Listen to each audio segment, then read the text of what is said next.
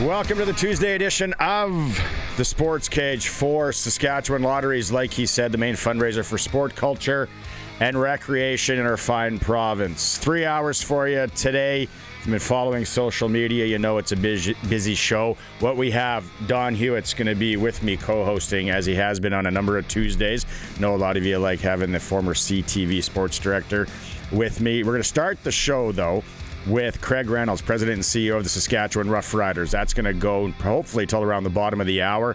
We're going to talk sprinkle of the day. Going to talk about how I got abused last night in that Monday night football game. Arash Madani's coming in hour two. Clutch performer. Colson's got a good one. How about we talk a little World Junior Hockey Championships with the general manager of that team and former GM of our Regina Pats, Al Millar. He'll join us at 4:40. PumpJacks Cathedral Trivia. We're playing for $100 today. It's going to be Rider game related. That's the only hint for the first hour I'm giving you. Glen Suitor in hour three. And we'll touch on some local hockey as well. But we only have him for a while. So Don Hewitt, the professor, is here, like I said. Don, how's the week been? You went to Minneapolis. I wanted to tell Craig about that little trip and then go from there if I could. Craig Reynolds. Could I start that? Craig Reynolds is here. He's in the studio. Let's fly. Let's keep it loose. Yeah. So it's interesting because it just happened. So once every couple of years, our family goes down to Minnesota to watch the Vikings. I'm a Vikings fan. And because my son was a Washington Commander fan, we went on Sunday. So I'm leaving the Vikings game. And I'm saying to my other son, I'm not as thrilled this time for the first time ever to see the Vikings, and I think it's because the Roughriders won the Grey Cup. And he said to me, well, yeah, the Roughriders represent where we are from. And that's the difference. And it hit me. That was totally correct. Yeah. And the way I felt after the Roughriders won the Grey Cup a month ago, I know I could never have even a semblance of the joy I felt with any other sports team. So I guess where I'm going with this is, first thing I notice when I get home is, the American government's going to go after Canadian fertilizer, which means Saskatchewan potash. I'm going, oh my Lord. I thought about it and I thought I was feeling bad just to go down there for 2 days, the U.S. for 2 days, but I promised my son. And so what I was going to ask you, Craig, is, and I love this, keep talking about the Grey Cup, I still will. But anyway, have you seen, either with the Roughriders or throughout the league, have you seen fans starting to rethink supporting the CFL because it's all the franchises are in Canada, it's the Canadian Football League, and what's going on with the United States? Have you seen any movements towards let's support Canada with the CFL and the Roughriders? Yeah, I think we did. I think that was probably this season. I think we saw a fair bit of that. Like, I think if you sort of even saw the CFL sort of marketing angle, there was a bit of sort of subtle Canadiana there, certainly with their TV spots. So I think we kind of lean into that a fair bit. And honestly, I think we saw that with the support we got this year, right? I think people were maybe choosing to spend their money locally and at home. And so I think that certainly helped us, and it probably was like that across the league, I would guess. Okay, schedule released today. Yeah, let's dive into this. I love the fertilizer story, though, Don. I wasn't sure where Don was going. I'm not sure I have enough fertilizer knowledge. I wasn't sure where I was going either. Okay, you've been on here before, and you talked about how you have data and research, and you talk to fans from all over the province on what they prefer, what sells, basically. Yeah. Schedule's released today. What do you like about it? Where's the sweet spot for you? Yeah, I think a couple things. So obviously having 10 regular season home games is pretty unique and special, and obviously we knew that was coming. But to make that official today, obviously one being the away game against the Argos, where we're the home team. So that's pretty special, right there. Preseason game in Saskatoon. I've been super pumped about that since we announced that. We've wanted to do that for a long time. Hosting an Argo game here allowed us to do that. Yeah. I know the city of Saskatoon's very excited every time I'm up there. They're talking about that. That's 1991. I was there. It was a long. Were you? Oh Yeah, wow. mullet and all. Yeah, I probably begged my parents to go, but I didn't get that opportunity. Foam Lake, you're busy. Yeah, we're busy in Foam Lake. Well, it's seating time. So I think that's special as well. I think with the schedule, as long as there's a good balance, I think that's what works best for us. So Saturday would be our preferred for sure. So and we've heard that consistently from fans. That tends to work best for out of town fans, which I tend to look at the schedule from an out of town perspective first because Foam Lake, right? Yeah. Like I remember making that trip, and so many of our fans travel so far to get to our game. So I look at the out of town perspective. We have 5 Saturdays, a couple of them early afternoons as well. So you're getting home in good time. Even the 5 o'clock starts, that's good. And it's good for families. And that's been really our focus, is trying to get families out to the ballpark. And I think we've done a lot of things over the last couple of years to do that. So that helps there. Then you sprinkle in a couple Friday night, night games. Those are special too. There's an atmosphere at Friday night games in Saskatchewan. Yeah. And so you've got that. Even the smoke game going back to this year, that was a very unfortunate weather-related game, but the atmosphere there prior to that was absolutely electric, and that was a Friday night game. So Friday night games in Saskatchewan are pretty special as well. So you've got a couple of those. So it's a good overall balance, especially when you consider the World Cup impacts. Like I was expecting it to be more challenging than it was, and I give credit to the CFL schedule maker to manage it the way that he did, because you've got 2 venues that are really offline most of the summer. How much does the football ops team play into it as questions? And I'm sure you guys go back and forth a bit. And then how much is it dictated by TSN?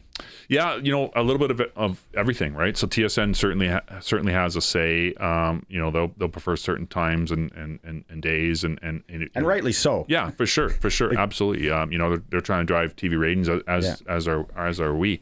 For us, there's that balance. There's the football perspective on the schedule, and there's the fan perspective on the schedule. And you like this schedule where it lined up where they both are in pretty good shape. But we would get versions of the schedule where the football guys loved it, right?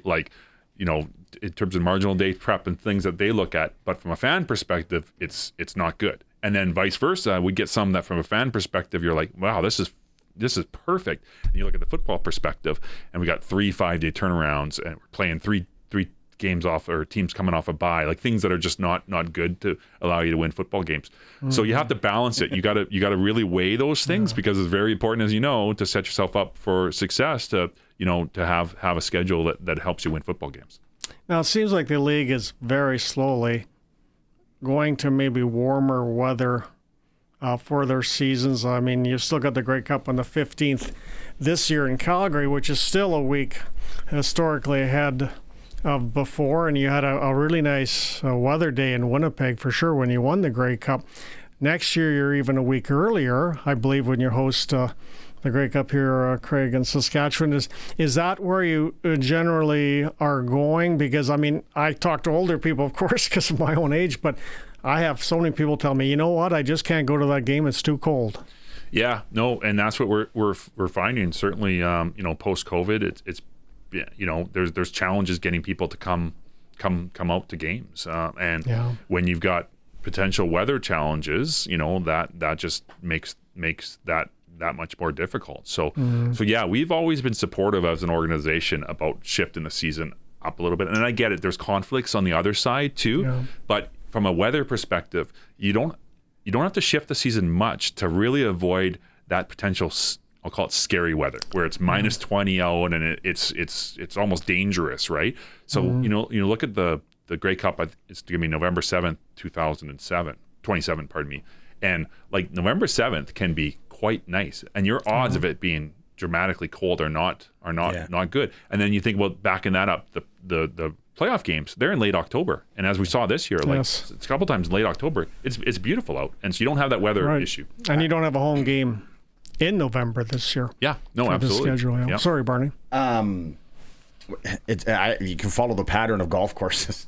I find in the last few years, right, they're staying open longer. Yeah. Like the weather change, and right. it happens with football as well. High school, junior. It seems the one thing that jumped out at me right away when I looked at it, because I'm always like, when are they playing in Montreal? Yeah. Maybe I can go to the game in Montreal. Back-to-back games. At the end of the season. Yeah, that was interesting when we saw that, and this version of the schedule was actually completed just prior to the Grey Cup, so we didn't know at the time that we were going to be playing Montreal in the Grey Cup and then have that back to back. But yeah, and the first I believe the first stretch of that is in Montreal for Thanksgiving, and they get a really good crowd. That's a big deal, the Thanksgiving Monday game in Montreal, so it's gonna be cool to be part of that. Okay, let's I want to get to, you talked a bit about ticket prices and people coming and to the game. Uptick since the Grey Cup. Have you guys seen that? And with the schedule being released pre-Christmas, makes a lot of sense there too. Yeah, we were really happy with the schedule getting out as early as it did. Like I remember last year it dragged a little bit, and that's tough. That's tough when you're making decisions around going to games or buying flex packs or whatever the case may be. So getting out prior to Christmas this early is really good. People can look at the schedule, start to plan their summers. Yeah, we're really excited. We're excited about the 10 regular season games. Just from a value perspective, we think there's huge value there for season ticket members. And to answer your question, Barney, yeah, we've seen a really nice uptick. Nice. So we had a good year last year with new season tickets, and we're over double of what we sold at this point compared to last year. Wow. So that's really positive. Yeah, so great response there. And then renewals are really strong too, which is all, also, I would hope so. Come on, very important. Also very important. Unless you move from here, you better be buying. Yeah, so no, it's been awesome. Our fans have been, the response just to the Grey Cup win in general, the merch has just been outstanding. Yeah. Oh, speaking of that, about the response, I wanted to ask you one story. Now, you were good enough to bring the Grey Cup up to Tom Shepard's room, the former president. Yeah. And that was a great gesture. Of yourself, you brought Jeremy O'Day and Mark Millar, and Tom was thrilled. And yeah, he was. What he told me, and he said, well, it was so tremendous, so great, but it took him 40 minutes to leave Wascana Rehab when they left my room. Because so many people are excited and thrilled about it. Tell me about that experience and what happened there. That was a great experience. First of all, to get it to Tom, and we tried to surprise him with the Grey Cup, but he was having none of it. My phone was blowing up. Are you bringing the cup? Are you bringing the cup? The nurses need to know because I got to wear green. And so anyway, it was funny. So we surprised him with the cup, and I surprised him that Mark and Jeremy were coming with us. But nice. Yeah, to see the response whenever you go anywhere with a cup, especially that early on, is just incredible. And yeah, he's not exaggerating. It took us about 40 minutes to leave there, and we were in no rush because people were just in awe of that thing. And it probably had 100 pictures, and I'm not even exaggerating, probably 100 pictures taken, and people wanted to hold it, people wanted to, look at it. And it just meant a ton for us to see the patients do that, and then the staff too, like the response from both patients and staff. So that was special. We were able to right away the first week, so the Friday right after we won the Grey Cup, we snuck up to Saskatoon and took her to the Children's Hospital. See the kids who were battling some tough health situations, just their response to the cup, and then again the staffing and the nurses and the people, the healthcare workers. It's amazing to see people light up when that thing enters the room. My brother-in-law is the pulmonary pediatrician. So a picture with you and him, he was all excited. He's probably like one of the kids. He would have been one of the most exciting. And it was we walked up the elevator in the NICU, and like the screaming and yelling, like it was just like Sunday night before. Amazing. With like the elation from the cup being there. It was really cool. Yeah, and so many of them, especially Wascana Rehab, they don't get out a lot. Yeah. And for you to bring the Grey Cup to them, there's probably no words they could use. No, it was one guy, he grabbed me and he said, I'm going to remember this moment the rest of my life. And I just thought, man, that's the impact that this cup has on people and this team has on people. The flex packs, and you said, everything's looking up. I know being 48 years old, I don't know if I've ever told you my theory on rider games with people in my demographic. It's like more than ever, people have cabins and boats. We're in the same demo, right? Yep. Like and kid commitments. Yeah, and you look back to the early 2000s. Well, you look at some of these lakes, north, south, wherever, though it weren't developed. Yep. So those are all our people, right? Where now if it's, we got to get out there, we got to get on the lake, we got to get on the boat and all that. So the flex packs, when I talk to people, it makes a lot of sense because they can't commit, but they still want to go. Yeah, and you still get it at a reduced rate. Yeah. And that's the beauty of it. You can just take 5 people to 2 games or 2 people to 5 games, right? Like it just really works out well there. And I think that's part of, when you look at this sort of post-COVID, I think COVID changed a lot of things, and exactly that. going to your cabin, going to the lake. Like people couldn't travel the way they used to, so they bought boats and they bought cabins sometimes. And so I think there is a little bit of that. It's harder and harder to get convince people to get the games, and I think flex packs are just one of the ways where they can kind of commit on their terms. And that partnership with co-op, for co-op, $20, like it's joking so aside, people are saying, well, you can't even go to some junior hockey games. It's so good, and we sort of soft launched that last year, and then this year we're gonna make a big splash around it because it's just such good value. Like $20 all in, that's taxes included. You can get to a CFL game and watch now we can say the defending Grey Cup champions play football in a swank stadium. In the best stadium. A lot of people haven't been in that stadium. Like it is just fact, and they're awesome. like, well, we get to go to the stadium. That's worth $20 right there. Yeah. I was going to say, and I've said this a few times on my little Tuesday get-togethers with Barney here, that the genesis of the 2025 Grey Cup Championships was really at the end of the 23 season when you decided you needed a head coaching change, but you had belief in the general manager in Jeremy O'Day. And of course, you gave him a 3-year contract because you were going to match that with the head coach. You turned out to be right. And a lot of people didn't think you were at that time, Craig, as you well know. How gratifying. I mean, I know you don't feel this is about you or anything. You worry about your organization as the leader of the organization, but how gratifying in different ways was it that this turned out that after you made that decision, you went to the Western Final, then you won the Grey Cup?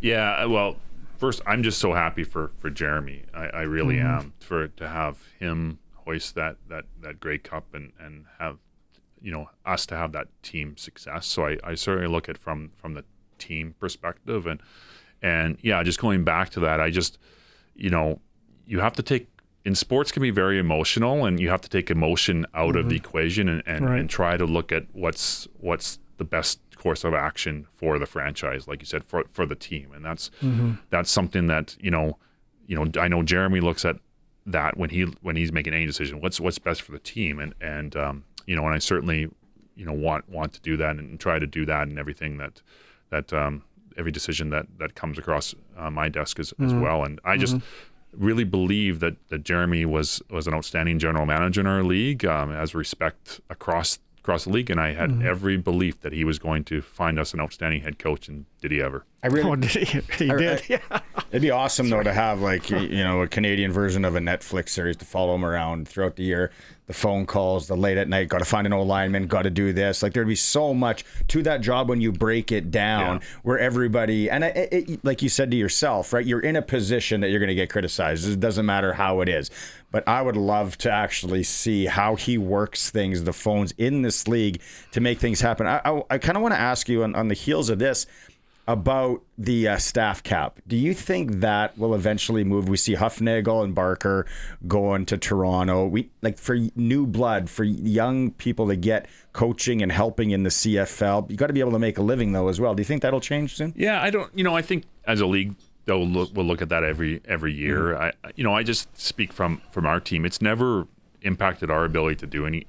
What we want to do. We added a coach this last year, young Josh Donnelly from the He's Rams. good luck. He's outstanding luck, and a great young coach, and was really a big help to our OC Mark Millar. And so we're able to do those. We were able to extend Jeremy and Corey, retain our coaching staff from last year. So it really hasn't impacted us. We just look at it as a budget, and every business has a budget, and that's just one of the areas we budget. The good news is the players want to stay here if they can, and the coaches and your assistant general manager also. I'm sure Hamilton wanted him, but he loved, working here. And Jeremy O'Day, I know when you were thinking about this 2 years ago, I mean, he's such a team builder, isn't he? Yes. He builds a team and he empowers everybody around him. Yeah, he's just an outstanding leader, and he puts the team first in everything he does. He knows what a successful team looks like because he's been on, this is, I think, his 4th Grey Cup championship, as a player or as an executive. Right. So he knows what it takes to win in this league, and he knows what makes a successful team, and he knows about the people around him as well. And you mentioned Kyle and Paul Jones, Larry Dean was a great add to our organization, but Yeah, I've just been so excited about the level of commitment that we're seeing from folks and what Jeremy and Corey are building here, and you see it from Kyle and Jeremy and Corey themselves. Right? Yeah, I don't think anybody else has 4 out of the 5 Grey Cup rings. So one was with Toronto. He won one in Toronto his first year in the league as a player. Okay, yeah, and then he won 07, 13, and then 25. Yeah. But he's won a very few with 3. Yeah, that from our team. Yeah. Okay. Can you maybe give us a look, or can you say anything about are the Governors committed to keeping same number of Canadians on the roster past the CBA? Do you know anything there? Yeah, no, that's encoded in the CBA, and that's not something that's an active conversation. Perfect. You know, the Canadian content is key to the league, and you know, we're wildly supportive of it, obviously, and I think good. And it's good, and obviously I think the teams that are successful have, you know, depth at the Canadians and have strength at the Canadian positions, and I think that's one thing. You know, if we're giving Jeremy and team and Kyle and Paul and the entire team credit on it. It's their drafting of Canadians. You look at the Canadian talent on our team and the depth of it, and our depth was tested this year, especially at the receiver position, and we had a lot of Canadian depth this year. And congratulations to Jeremy today for re-signing Jamarcus Hardwick. He was the best blocker in the CFL according to PFF, grade of 84.4, number 1. It was interesting because before the Grey Cup game, when I saw him sign today, I won't say his name, but there was a certain Russian for Montreal who said, for the Grey Cup game, I am going to seek and destroy. He seeked, but he got destroyed because Trevor Harris wasn't even touched, so it was a great signing. Yeah, you know, he's speaking of guys who are great team leaders and culture builders, like Jamarcus Hardwick.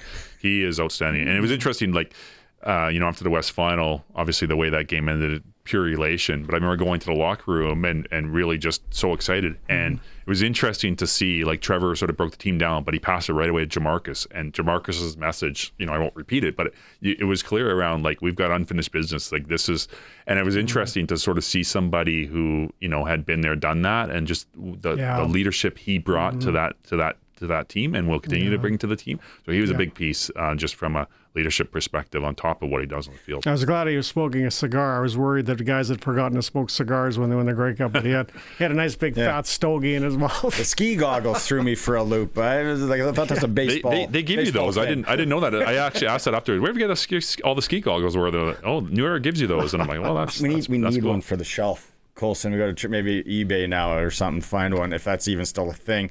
The turf. I want to ask you about the turf at Mosaic. It's kind of coming probably up to its life. I know everyone's talking about, you know, 2027 when things have to be moved. Have there been discussions with the league on, okay, well, maybe there's a cost share here at this point? Have you guys talked about that? And are we going to be probably seeing new turf anyway in the next couple of years? Yeah, early conversations with the city. You know, obviously it's a city-owned facility.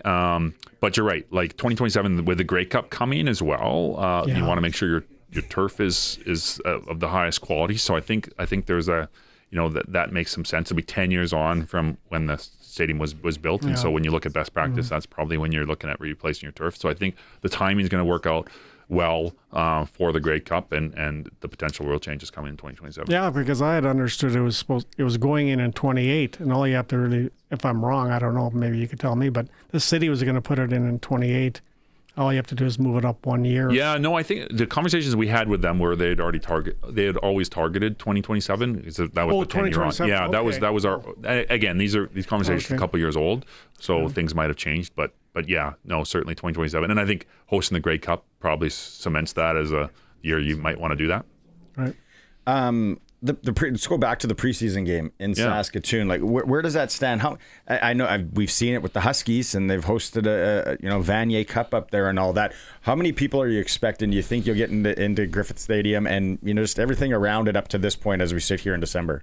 Yeah, I'm super excited about that. The Huskies have been great partners up there, and Discover Saskatoon have been a big help. The city has been really supportive up there. The university and just in general is super supportive of us hosting that game up there. So really excited to work with the Huskies. We went up there in October, went to their homecoming game to just watch their game day in action, and they put on an outstanding game day. Yeah. So there's a lot we can take from what they do. We, obviously riderize it. There's some things we'll want to do slightly different or expand on that they already do very, very successfully. So it's got great space though, in terms of standing room only space, and you can fit a lot of people in there. So we're certainly planning to be over 10,000 there. We will try to push the envelope to see how many people we can get in there, because there's lots of excitement up in that market. And it's our last game. It's a second preseason game, and we have that first week bye.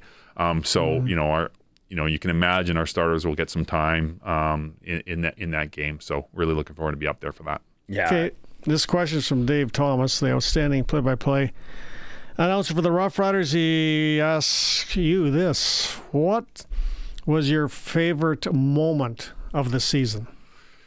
Well, aside from the Grey Cup, that's from Dave. Yeah, so obviously the Grey Cup. I wish I could relive that Sunday, other than the fourth quarter, sort of the stress of the fourth quarter. But I wish I could relive that Grey Cup Sunday over and over again. Just seeing the guys celebrate the way they, and accomplish that goal, and like you said, it's so special here in Saskatchewan. We've only had 4, so I'd want to relive that.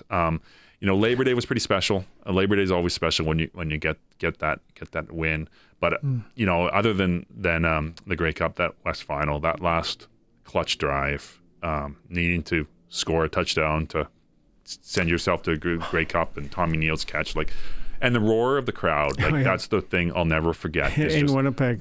No, here at the Western Final. Like the roar of the crowd when Tommy Neal made that catch. Yes. It's just something that I'll never forget. And the whole drive, just how nervous I was, and I know the entire province was, and then just to see them accomplish that, and just the clutch catch by Tommy, and just the roar of the crowd, all that. That moment was special. I'll never forget that moment for the rest of my life. Rob Vanstone would know this best, but that drive was right up there with the drive in '89. Oh yeah, absolutely. To win the Cup. That is a historical rider drive of all time. Yeah, it is. It's and Rob and I were talking about this today. It's kind of going to likely be the signature moment in the new stadium, right?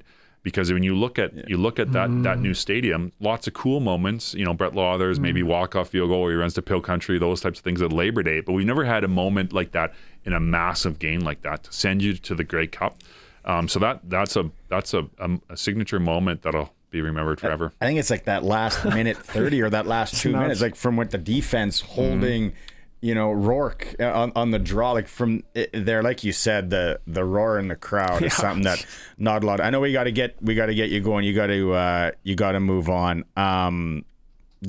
Can't he stay another 2 hours? Yeah, I just want to get to the gear as I wear that. Just and the last time we won a Grey Cup, there was merch out there and all that. But what Mark does and his team and everything there, it's just another level now. Like it's clear as day when you walk into the Rider team store, and people from out of town they'll tell me that they'll be like, I had no idea. It's as NFL as you're gonna get for a team store. Numbers wise, can you forecast what that's going to look like gear now with that championship in tow? It's been nuts. So I'll give you a little fact. On the Monday after the Grey Cup, so we went on the 16th, so it's Monday the 17th. We were selling a championship hat either in store here or at Saskatoon or online. One hat every 12 seconds. So that's what we were moving the Monday afterwards, and it really hasn't slowed down. My. Like I was in there on Sunday picking up a couple things for Christmas, and I couldn't believe it. I was there shortly after opening. It was just packed. So it's one of those situations, and we saw this when we launched the Obsidian. They'd literally be taking stuff out of the boxes. Fans would be grabbing it. The same thing are happening right now with some champ merchandise, where they're literally trying to unpack, and fans are just literally grabbing it and heading to the till. Right, so it's been outstanding. And we actually thought the Obsidian line might slow down this year because it was launched last year. Hasn't been the case. Like it's just continued to go guns a-blazing, and so we're already ahead of last year's merchandise sales, which were the strongest we've had since our centennial, I think. So it's been outstanding. Do you ever wake up in the morning now at all, Craig, and you wake up, you're just waking up, you're just getting conscious, and ask yourself, did we really win the Grey Cup? It's funny. I have that all the time. Like I had that the Monday after the Grey Cup. Even though I was in Winnipeg, I woke up. I'm like, did that just happen? Was the confetti like? Was that just a great dream? And I've had several of that. Especially the first week, you wake up and you're like, did this really happen? Like, did we really win the Grey Cup? Like, is the Grey Cup here in Saskatchewan. Like it's just, it's their pinch me moments and their special moments. I'm just so happy for our fans that they get this after 12 years. I love the pedal down attitude by the players too. Like, you're gonna win it. Yeah, celebrate. Yeah, go. Do whatever. And they took the approach, and Corey, and Jeremy talked to them. You can party for 1 week at the Grey Cup, or you can party for the whole off season. And they took option B. Yeah, that's okay. Last one, because you got to get going. When are you taking it to Foam Lake? Has it been to Willie's Tavern yet? It was at Willie's. By the way, it was at Willie's in 2014 after the 2013 there. Okay. I actually saved it from. I was there with Tyron Brackridge and Taj Smith, and I was like, I better take this because I don't think it's going to end well here at Willie's. So yeah, no, we haven't set the date, but for sure we're going to take it to Foam Lake. I'm going to talk to Corey because Corey at one time said he wants to go visit Foam Lake, and I'm like, there's no better time to go to Foam Lake than as the Grey Cup champion head coach. Maybe a big senior hockey rivalry night too. Flyers, take it all. Maybe we'll hit a Flyers game over there. Craig, thanks so much for coming in and doing this. Really appreciate it. Appreciate you guys a lot. Thank you so much. Let's go to break here. It's the Sports Cage, streaming through our YouTube channel at sportscage.com. Welcome back to the Sports Cage on this Tuesday. It's for Saskatchewan Lotteries, the main fundraiser for sport, culture, and recreation in our great province of Saskatchewan. Got excited there, not going to lie. Well, it's funny how we talked about this earlier. When you win a Grey Cup in Saskatchewan, you are basically immortalized. We can still remember the people involved in 66 for the Rider historians. We can remember people involved at every Grey Cup that this team has won. 5 of them. And there's the first one. Thank you, Colson. 1966, when George Reed rumbled up the gut, and he knew on this particular play, you knew that Saskatchewan was, in fact, going to win the Grey Cup when Reed scored that touchdown. And, it's like everybody will remember Jim Hobson. I think he went to 4 Grey Cups, won 2, I believe, Jim. Mm-hmm. And everybody will remember him. The first thing you'll think about when you remember Jim Hobson, he should have won 3, of course, because of 2009. But the thing you remember about him is he won 2 Grey Cups in Saskatchewan. And you're immortalized in this province for pretty much ever. Couple things that stand out there. The hat every 12 seconds. Yeah. Like, wow. We are going to rerun that in hour 3 as well, that interview. And then just how the uptick in ticket sales and what they've been doing. Well, I mean, you become a believer because the Grey Cup championship is forever. It's done. They won the Grey Cup. And you become a believer that some of the doubters and some of the doubting ends because you realize, well, the particular individuals involved with this football team, from management or all the way down, if there's such a thing as all the way down, but all the coaches, all the players, everybody involved, the equipment people, the people looking after the players physically and their physical concerns, everybody, you just get a good feeling, but the fans believe because they did it. It's done, but they want to do it again. There's Keon Schaefer-Baker with a cigar, which is great to see. I think everybody should be smoking a cigar. Don't you think, Barney, in the Grey Cup celebration? I'm not a cigar guy at all. But if you won the Grey Cup, you'd be puffing. Yeah, I wouldn't obviously inhale because I didn't get sick on it. But I just, again, I haven't matured enough to enjoy a cigar. It's just everybody's still excited, and you made a good point about Christmas presents for under the tree for fans because they've got the schedule out already, which is really helps in that regard. Thank the Gourd that they released it today. Like last year was such a debacle and it was such a bad look and all that. Okay, 936-6262, Prairieland Rentals text line, Prairieland Rentals, 600 Albert Street. You get to deal with the owner, whatever you need for that project. If you need to rent in the official Husqvarna snow thrower dealer because more snow coming. Let us know what you think about the schedule today, or schedule, however you want to call it.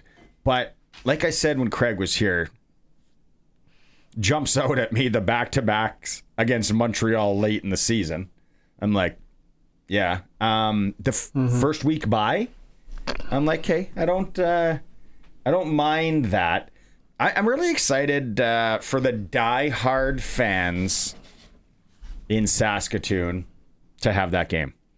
And people are gonna roll their eyes and whatever. But there are so many die-hard Rider fans that when it, I think it's great. I remember in '91, I was grade 8 going into grade 9. Yep.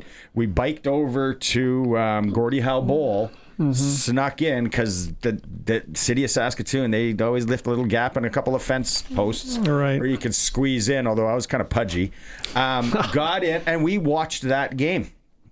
We watched the Winnipeg Blue Bombers and Saskatchewan Roughriders 1991, and you felt like you were just, oh wow, this is something else here in this little field that we sneak into and run on all the time. The Riders are playing on it, so it's going to be a big deal. And what the Huskies do for their game day, tremendous. And what like that, it's going to be top notch. It's going to be great. And what jumps out at you, but at the schedule? Well, it's interesting because like the first week, Saskatchewan's not the only team with a bye. There's actually 3 teams with byes, and it's the same. The second week, week 2 of the schedule, there's again 3 teams with byes. So I think it's the CFL acknowledging, okay, it's a bit early World June. Well, I don't know. It's I know they tried to schedule against it. They didn't know when Canada was playing when they were scheduling the CFL schedule. But it's interesting that they know it's a little early, and they gave 3 teams byes in the first 2 weeks, and they didn't go to 8 teams playing until week 3. So they're aware it's early, but I think they're on the right course of moving the Grey Cup game up. I mean, it was warmer in Winnipeg for the Grey Cup game than it was here in Regina for the Western Final. Regina was a little bit below what we'd had before and after that game in temperature, but I think the schedule is good. Saskatchewan's got, of course, the first bye, and then they've got week 7.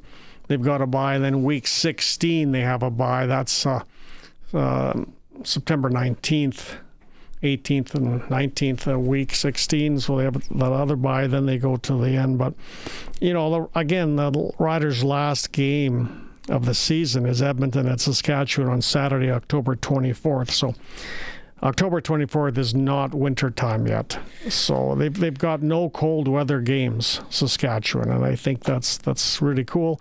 And when you look at a business point of view, like Craig Reynolds looks at it from, guess what, Barney? Surprise, surprise, you sell more beer in warm weather games. Yeah, for profit. Figure I'm that. sure you've never had one in a warm weather game. Figure that. Just when it gets to the bottom of the can when you don't drink it fast enough. That's my problem. Clay on the Prairie Land Rentals text line says he strongly feels that the season opener should be Saskatchewan versus Montreal. I know there's a lot of people out there that think it should be a rematch. The NFL does it when they can as well. Not all the time. The NFL, remember correctly, they'll put an absolute banger on to kick off the season. That's interesting. The back-to-back with Montreal, October 12th and October 17th. So maybe a few weeks later they're in the Grey Cup game again. I like the opener against BC because if we are the measuring stick now, which we are, and BC everyone's talking about, and before you lose your mind, Elks and Stamps fans, let's call a spade. BC probably going in. I don't think Sports Select has their futures out yet for CFL, but BC is going to be going into the season as the second-ranked team in the West. So let's get it.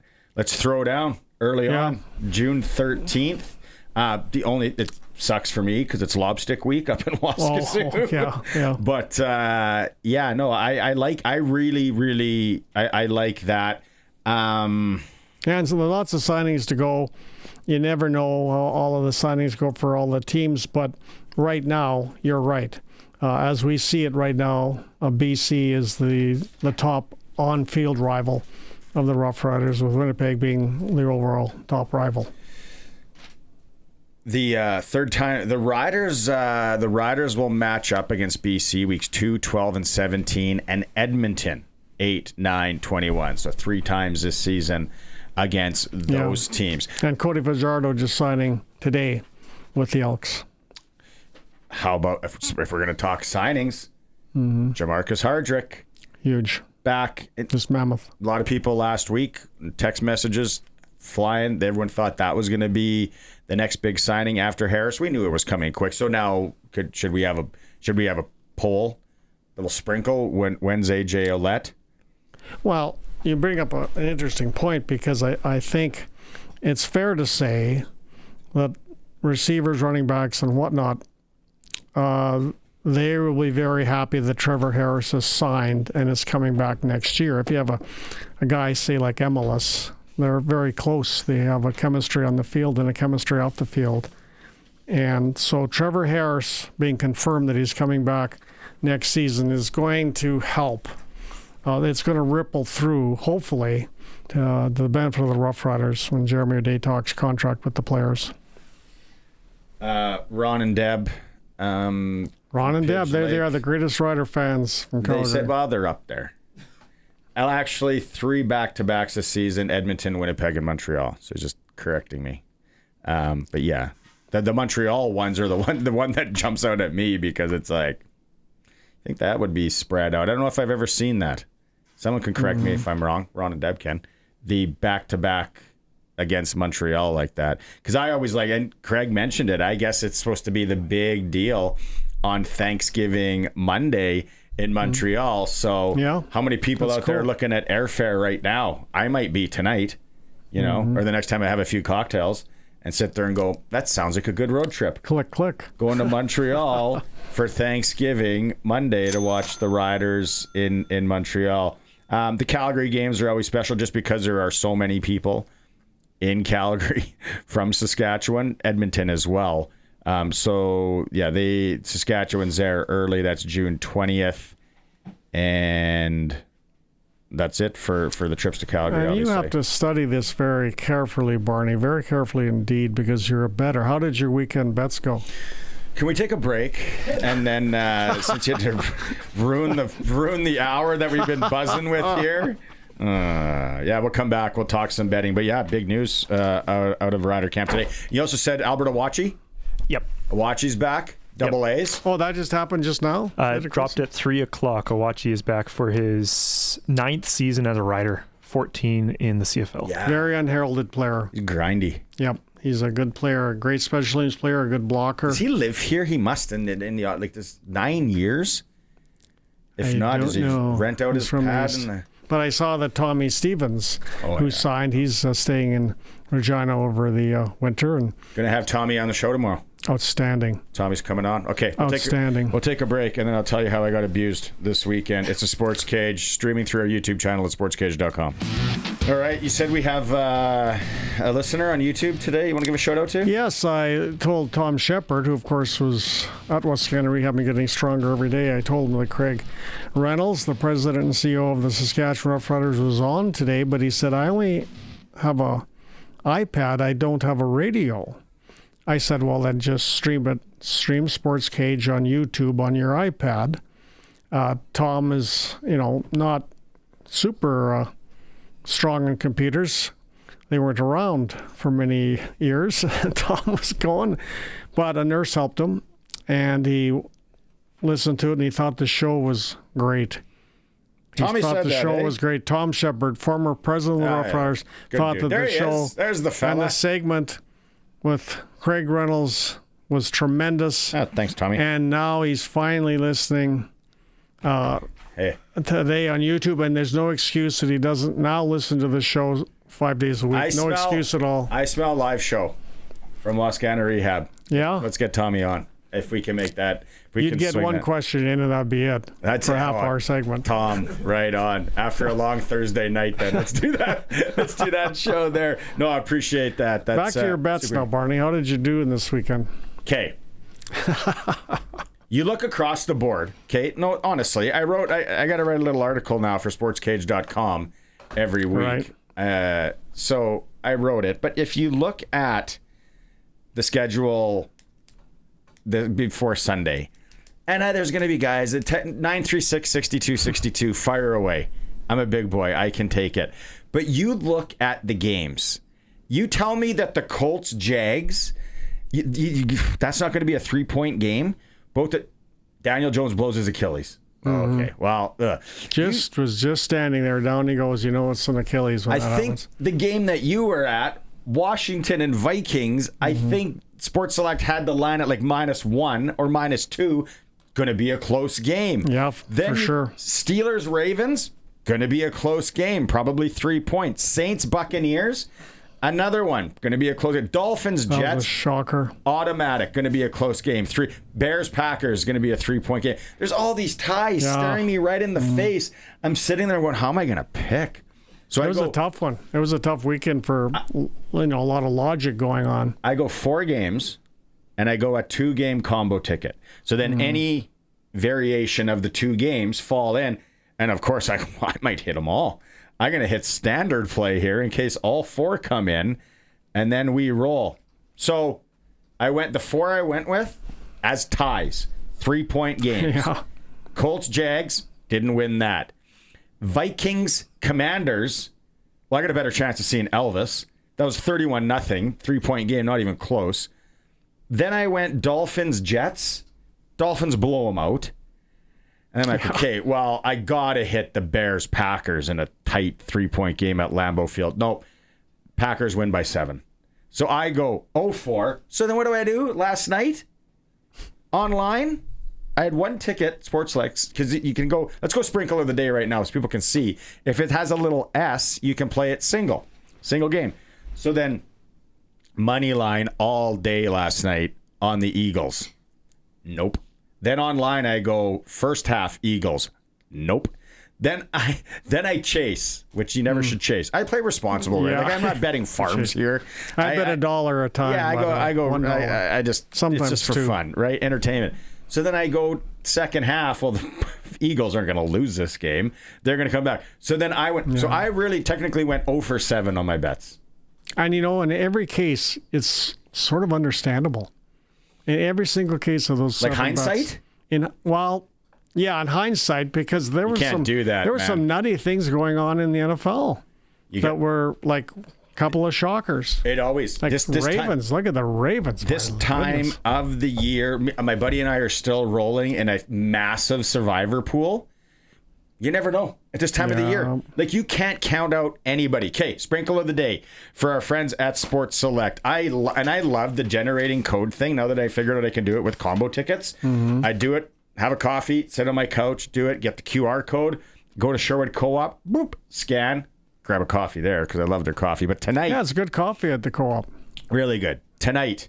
Not bad. Let's look at the Canadian teams. Dallas Stars, Winnipeg Jets. See, it has the little S there, so you can play it as a singleton. The Jets are in trouble without Hellebuck.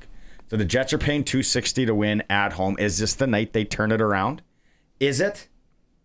I like that. I'd go and try. Hey, and I just said I went 0-for-7 on the weekend. So Winnipeg, and I'm going to parlay it. Buffalo played last night in Calgary. They had the trip up to beautiful Edmonton, Alberta. I'm going to go Edmonton money line or money pro line as well. So Winnipeg, Edmonton, they pay $4.16 together on odds. There you go. Generate a code, get it done. Sports Select, you can make them all online. Go to your Lotto Spot retailer. They scan it, print it out, or you can fill out the form if you want there. Every bet is 100% legal. Chance of winning cash in hand. Sports Select, when you're ready to bet on the original. Must be 18 plus to play. Okay, quick break. We'll come right back. It's a SportsCage on 620 CKRM. CFL schedule is released today. If you missed it, some of the highlights. Riders have a week 1 bye. Then they're going to host BC in week 2. Raise a banner.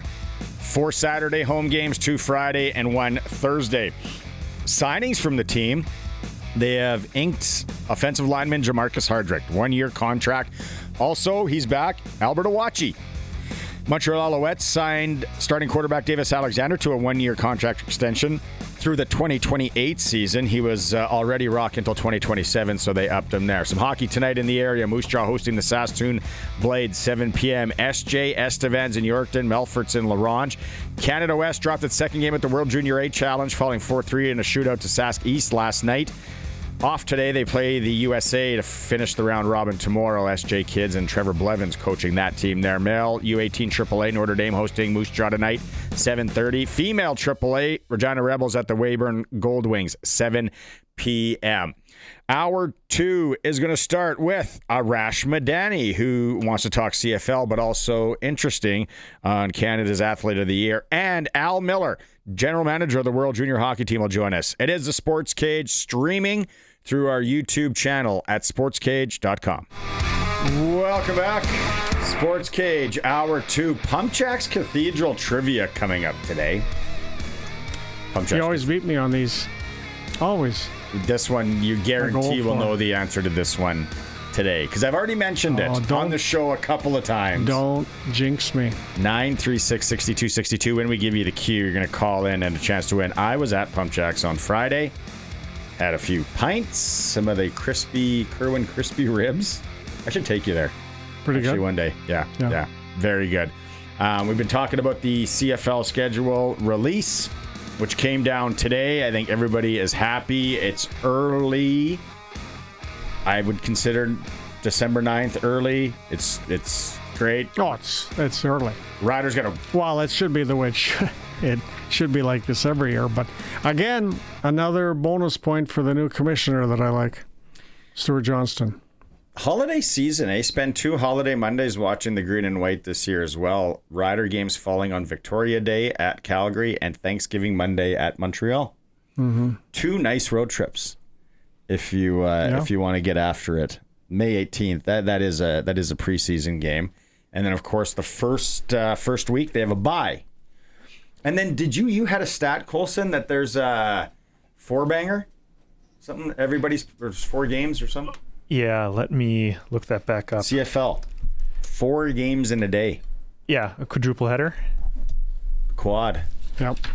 Yeah, so... It's like hockey night in Canada, hockey day in Canada type thing. Yeah.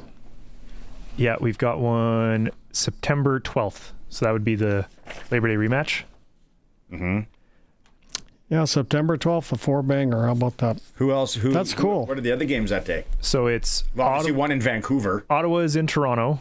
Then we're in Winnipeg. Calgary in Edmonton. And then Montreal in BC. Well, and you got to go... Vancouver kickoff, 9 p.m.? 10 p.m. Eastern. So... That'll be, that's where, Barney, you have to get a XXL Western Pizza for 4 games straight. You'll have to find out how you can get an XXL. You get Spiro making flapjacks in the morning as well. But yeah, that's the first quadruple header since 95 for the CFL. Really? Yeah. I wasn't around then, so I wouldn't remember. Yeah, it's okay, because those are good times to live. The more that this world is going upside down and things are pissing everybody off and technology and everything, 70s, 80s, 90s, good time to be alive. We lived through the goods. A 4-banger is a highlight day of the year. Isn't it? Well, you just sit there on the couch for how many hours? 12 hours. 12 hours with only moving to the washroom. That's aggressive. It's nice for gambling, though. It's nice. It's September 12th. Is that the day? Yep. Yeah, Saturday, September 12th. That game's on CTV as well. They had the television schedule released. The Riders are on there twice. I know a lot of people are always up in arms when they're not on there. But yeah, all in all, I like it. I think the other stat that I heard, which was interesting, features just 4 weeks with fewer than 7 days rest between games, with additional bye weeks in 7 and 16. Mm-hmm. The one thing I'm kind of like, first week bye. I'm like, I could go without that, but you can't have it all. Who said you can't have it all? Who's singing that country song? No, I mean, I think overall, Craig Reynolds, who's on the show to start off, seemed pleased with the schedule. And people forget there's 8 other teams that want different things too. But there's one thing you always have to do in a 4-banger, Barney. Mm-hmm. Halfway through it, you know what you have to do? About halfway through a 4-banger, maybe 3/4 of the way. Shower? Close. You have to loosen your belt. Yeah. Because you're getting a little Greek salad. Too full. Maybe a Greek salad. You know what I want to look here? And I'm really curious on this. Let's look up the Montreal Alouettes schedule quickly, because I'm always... I feel like Montreal always has so many Thursday games. So... Yeah, different different days are different things for different teams. Yeah, and like Craig said when he was on, we'll play it again in hour 3. Saturdays at 5 p.m. is that kind of sweet spot. They've done the data, the research. Maybe it's not right for you out there, but they've polled people, and that's what they like. So week 1, Montreal's at Hamilton, so that's not. Then they play a Friday home game. They play a Sunday home game, a Saturday home. So Montreal didn't get the Thursdays like I usually expect. There's one, August 20th, and Saturday, the Monday against the Riders. So only one Thursday. Okay, well then that my theory's out the window. And by the way, they're finally doing some repairs to the turf at McGill Stadium. I read that story. It looked bad on television. I can't imagine how bad it was in real life. But yeah, a lot of players felt it was out and out dangerous playing on that field. Do you know? I love talking pop culture. I love talking music on the show. It's just how it is. And I know a lot of you out there, because when we have a poll, you guys are all jumping on it too. I love it. 1980 music. Why this day lives in infamy. John Lennon? Yeah. Where were you? Do you remember? I was 3. Okay, weirdly enough, I think I was in New York City No. at the same time, but obviously not where he was shot. I was in New York City in Really? 1980, the same time he got shot. On December 9th. Yes, I was. It was weird. Very fluky. I didn't really get it until you get older, and I really got into the Beatles. And you start how big of a deal that was for so many people. Yeah. That Yoko Ono stretch with him, don't sugarcoat it. That was weird. Everything, but you go back and to when they came over here, and I have this DVD. I watch it once a year at the lake, and it just goes through their first U.S. visit, and just it is insane. And what's really crazy is Taylor Swift. If you look at the numbers and what she December sells 8th. in music, she's beaten the Beatles.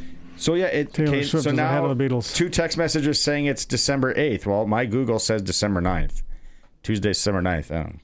I got a really cheap deal to go to Boston. A friend and I went to Boston on Air Canada. It was really cheap, and then we went down to New York. Oh, in 1980. Yeah, and we thought, this is nuts. We were in the same city when he got shot. Do you remember CP Air back in the 80s? Yeah. Remember those orange planes? They used to have. I was boy. I was 4 or 5 years old. I remember going on it. But yeah, that would have been what a wild time to travel to back then. I bet like Boston would have been. Boston's always awesome. We saw the Celtics play. We saw the Rangers and Bruins play in New York City, Madison Square. In the Celtics at Old Boston Garden. Yep. Larry Bird? We got a really good deal. Kevin Back McHale? in those days, yes, it was. Who was the big center? Larry Bird was on the team, I believe. Bird, Kevin McHale, and then they Who was had the big center?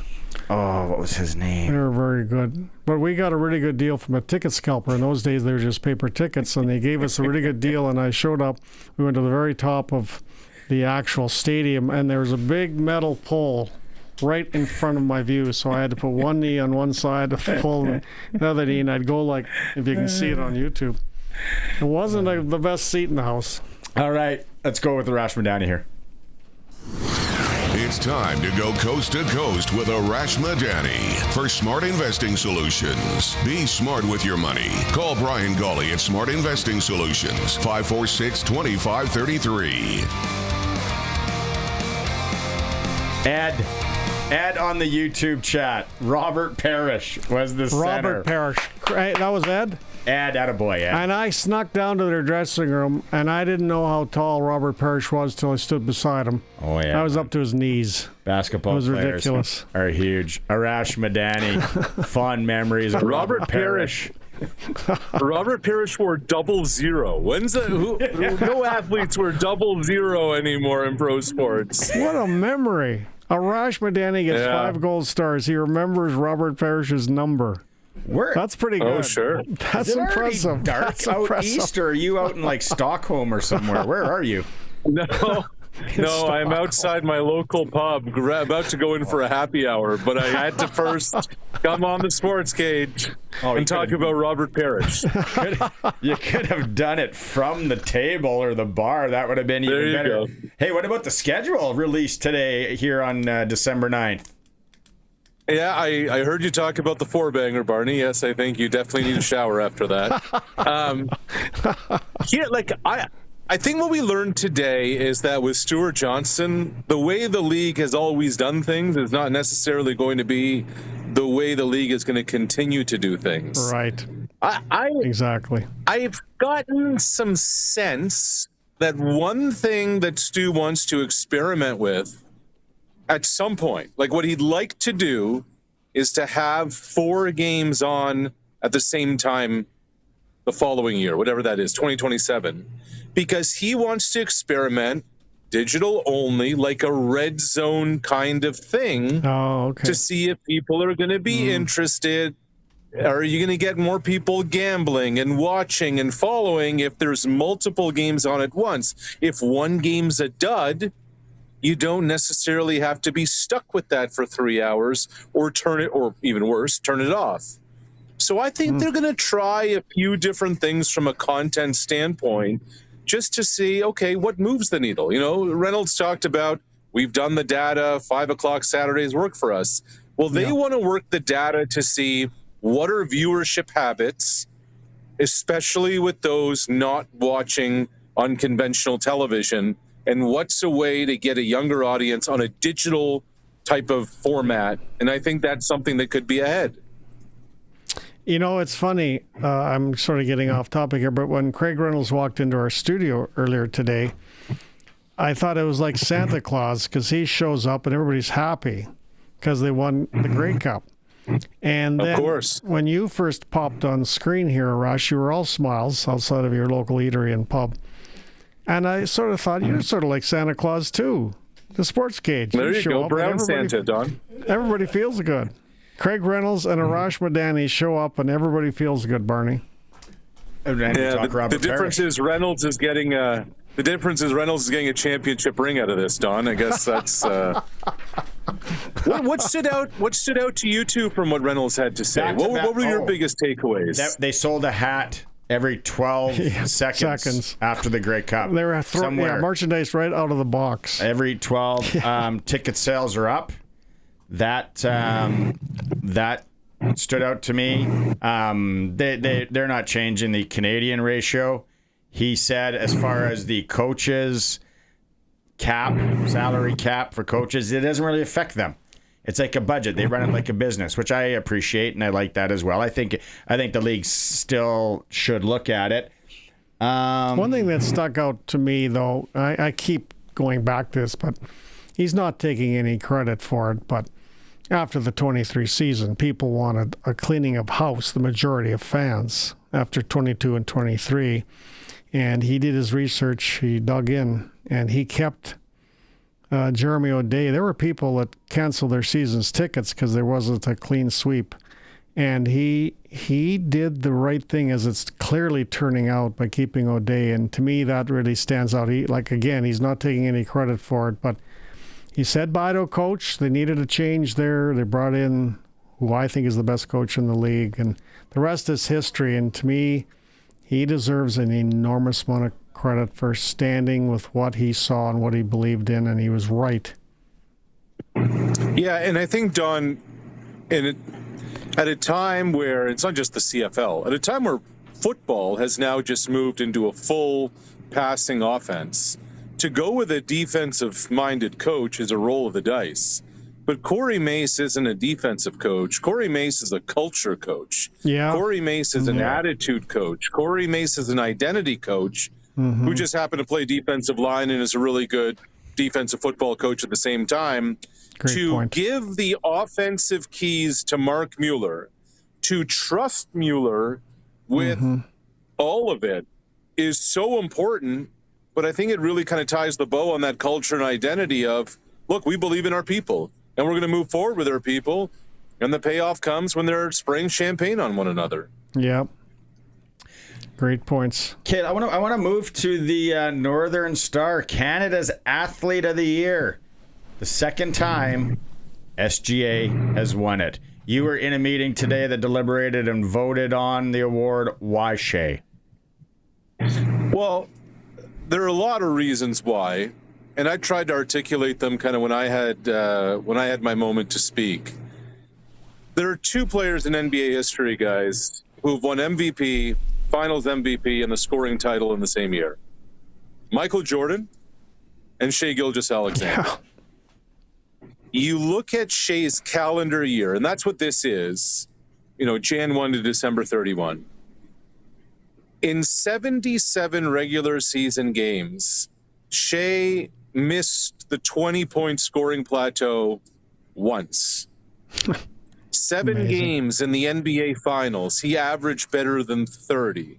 OKC is 23-1 this season. That's only been done by 2 other teams in the history of professional basketball. Like, let me count the ways on the accolades, on the superlatives of this dude are just incredible. And, we're not even getting into what kind of defender he is, what kind of fourth quarter finisher and closer and killer he is, all those kinds of things.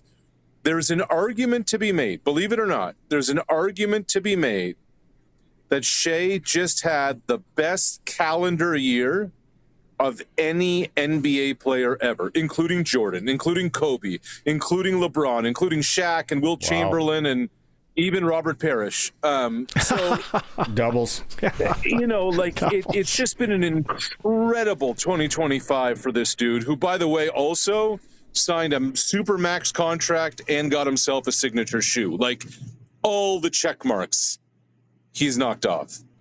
Oh, I totally agree with the decision. I don't believe it's really close, and there's something special about him because when he won, what was it, an EPSI award or whatever? SB? ESPY. Be careful. I can't even pronounce that. Be careful with when he won, any last names. when he won the ESPY award, I thought it was so cool because, of course, he's from Hamilton. Okay. And he looked at. Go ahead. No, you go ahead and finish Well, it. he looked at his teammates who were in the audience in the ESPY awards, and he said, "I love you guys. I love you guys, but I don't like you as much as my buddies in Hamilton." And I just said, he's such a feet on the ground dude for what you just talked about, the greatest season of all time, and I agree with you. And he just seems to have his feet on the ground as a Canadian, as most Canadians do. Yeah, most. What was it unanimous though? Do you know that? It was not unanimous, and there were a lot of people advocating, and understandably so, after 4 gold medals at the World Championships, after a couple of more world records, for Summer McIntosh. Yeah. Mm-hmm. And you can understand why. It was an incredible year for Summer, coming off the Olympic triumph in 2024, kind of repeats it in 25. And probably in any other year, this would be McIntosh's award. But again, this is a one of one. Now, look, the LA 2028 Olympics awaiter, McIntosh could end up becoming what maybe she already is, one of the great Canadian athletes of all time. But Summer was definitely there in the conversation, and it was effectively a 2-horse race with McIntosh and SGA. Was Vlad, I know he was born in Montreal. I forget about that a lot of times. Any discussion there? Close? Maybe a couple votes? Very briefly, in the early part of the conversation, the way it goes, 18 athletes were nominated and 5 became finalists. Vlad was talked about, but he did not even reach the 5. Like, what's interesting, guys? There's so many athletes we don't even really think about. Yeah, of course, Vladimir Guerrero Jr. is front and center. But, the AL MVP was won by Aaron Judge, and Cal Raleigh was the runner-up. And, Shohei Ohtani in the NL, blah, blah, blah. Like, the world's best rugby player this year was a Canadian. Cameron Rogers, the hammer thrower, your favorite sport, Barney. She had a hell of a year. Victoria Mboko, the tennis player who started the year 332 in the world, ends up number 18 as an 18-year-old this year, wins a couple of tournaments, including the one on home soil. So there are so many athletes we almost forget about.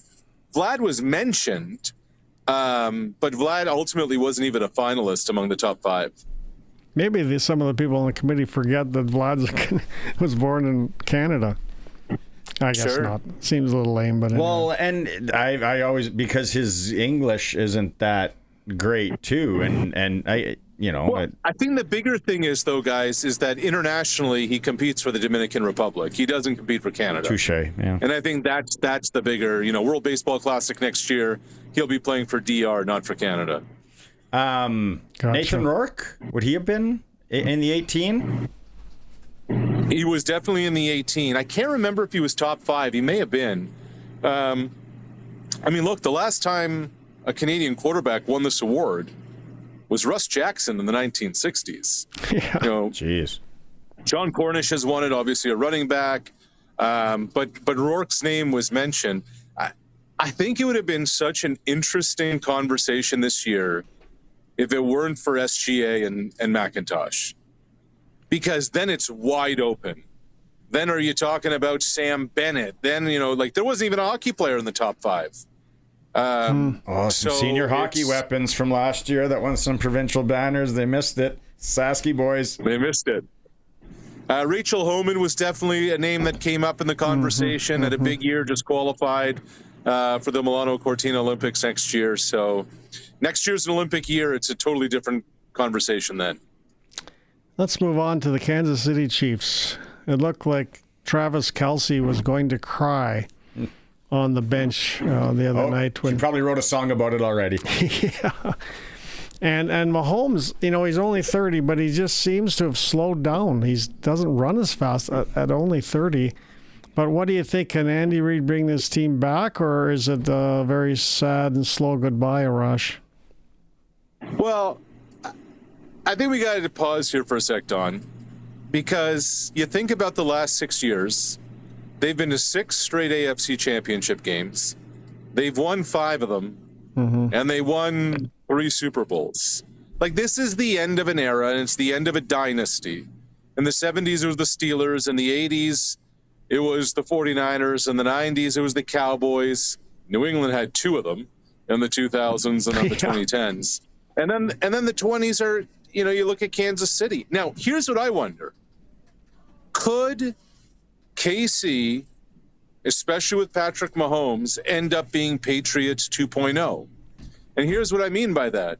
The guy next to you will remind you that New England went 10 years between winning championships. They had 2 separate eras, 2 separate dynasties.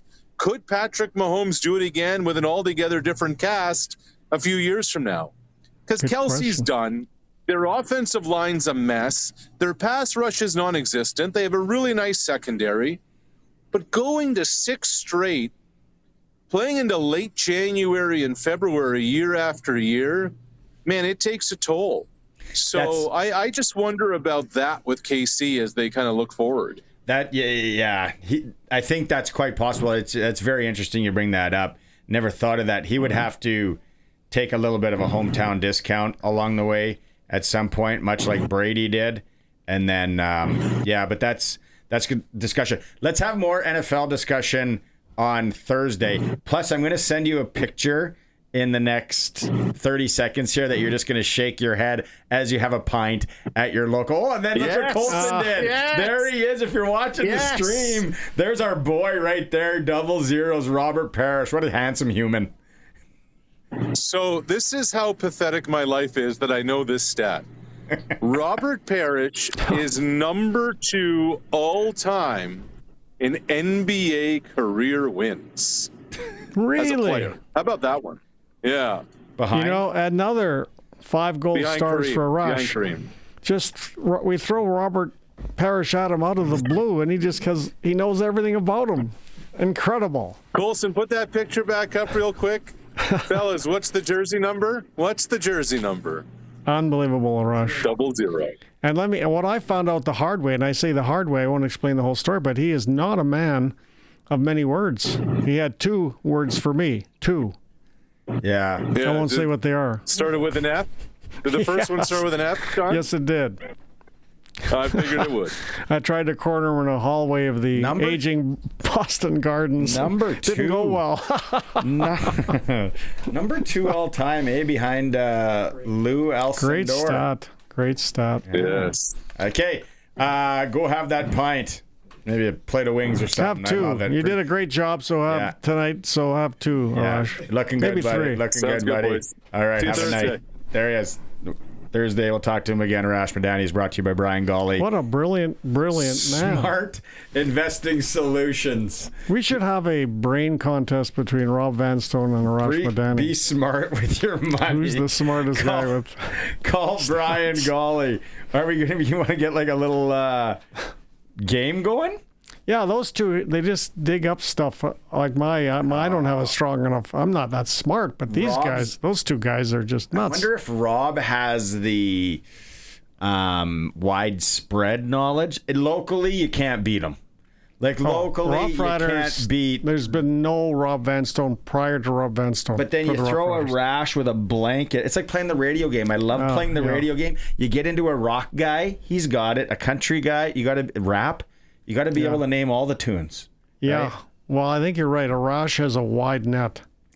And I was... Vanstone remembers when a guy in 1951 on the Roughriders tied his shoe.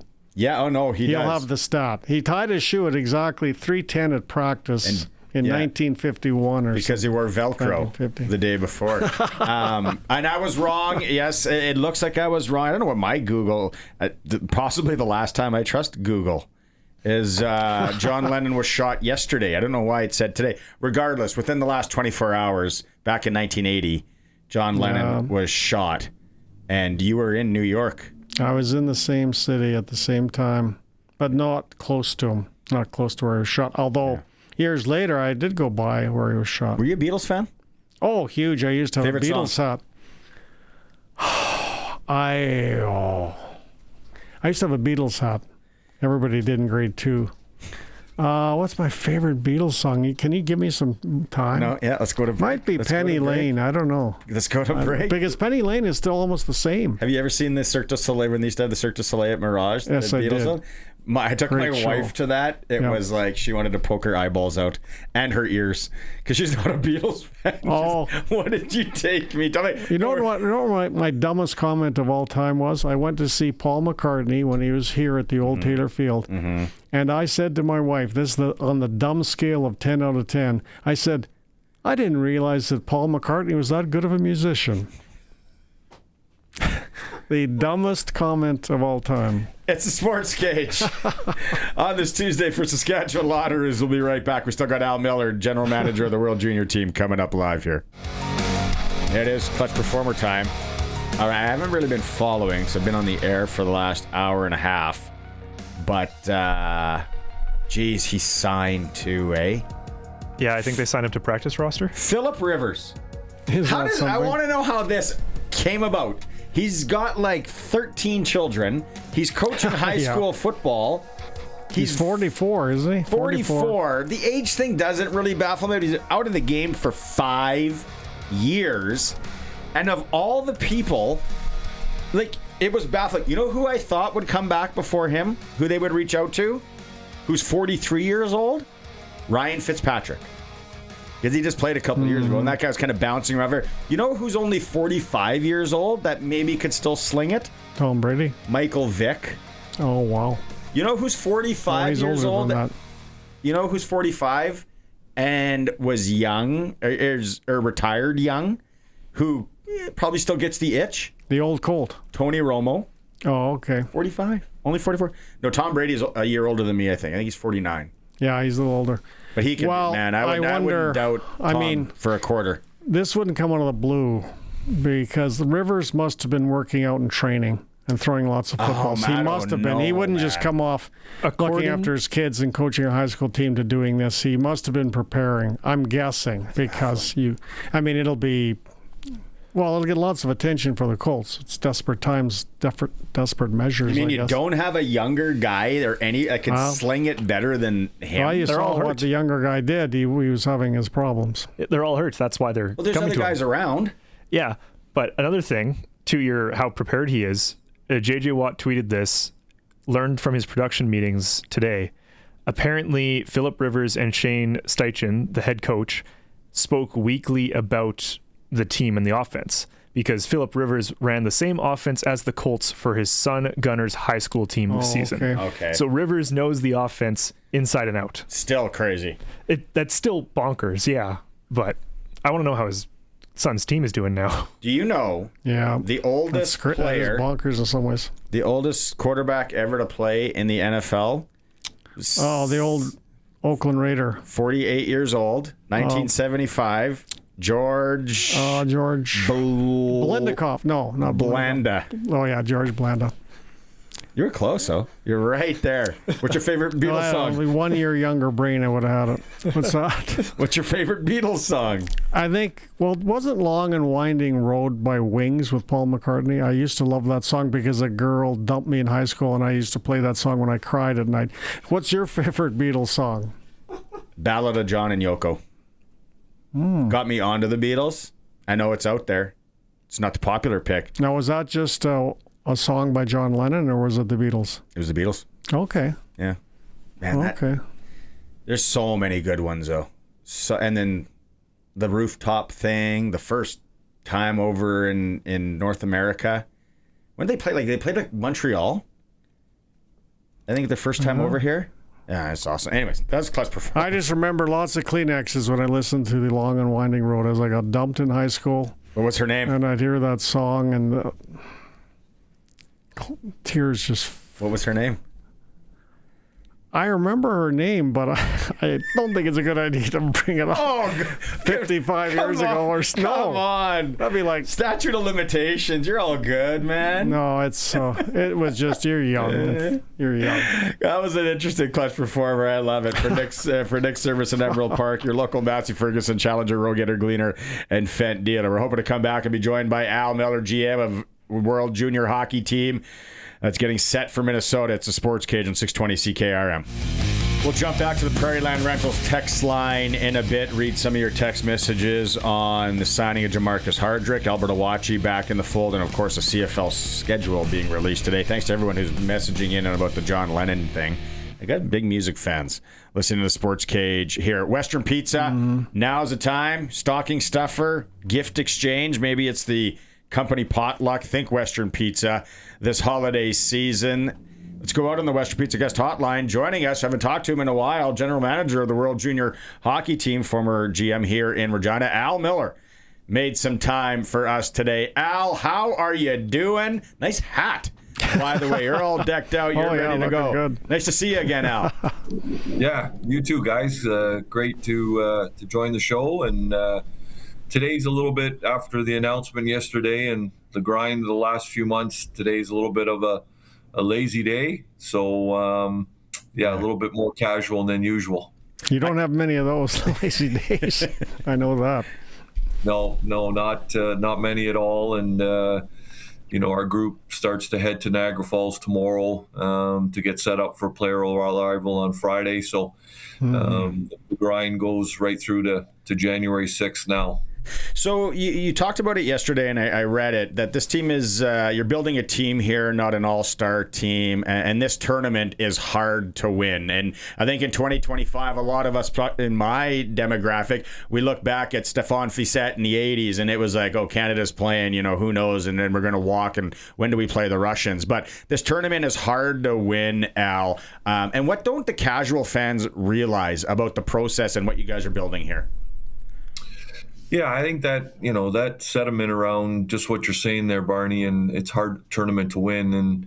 And we kind of, we don't kind of, but we know what those games look like, whether it's Finland or the Americans or Sweden or Czechia and, big, heavy teams. And in those games when it's hard, when it's an elimination game and, it's a tournament where you can beat by a goalie on any given night. So, our process is, a lot of different factors go into it.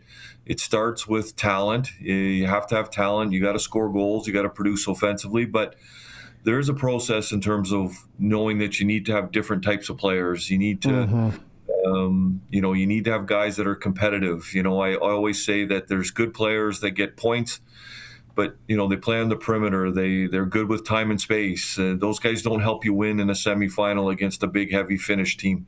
So separating that and building a true team. And we talk about a lot of things. Whether it's what our special units look like, what we might, those final decisions. What do we have? What do we need?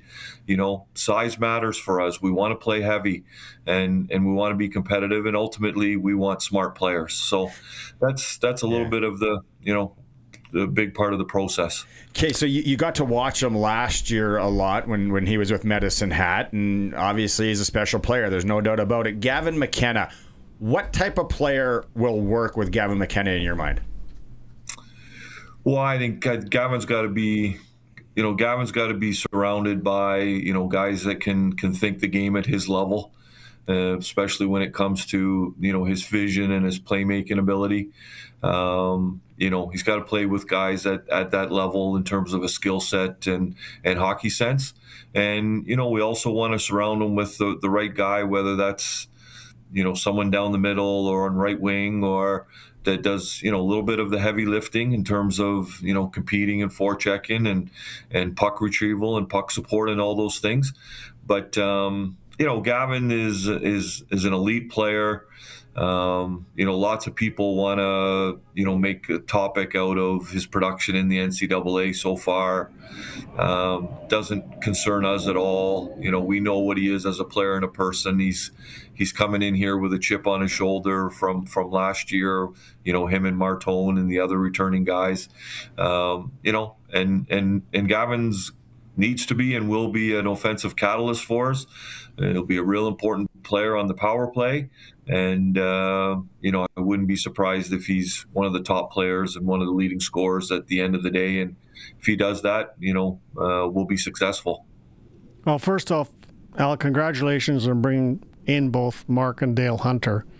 I mean, they know how to win championships, and you're on the same page with them, and all they do is win Memorial Cups. They're in it every year. I mean, it's amazing what they do. But I think it was Dale that said, or one of the three of you that said, humility is important. There's been stories in past championships, I don't know about the last two where they're finished fifth, but there's been stories in past championships where the coaches couldn't get the heads small enough in that room because you're a big star on the World Junior team, and you talk about humility and forget all about the other business about being a big shot.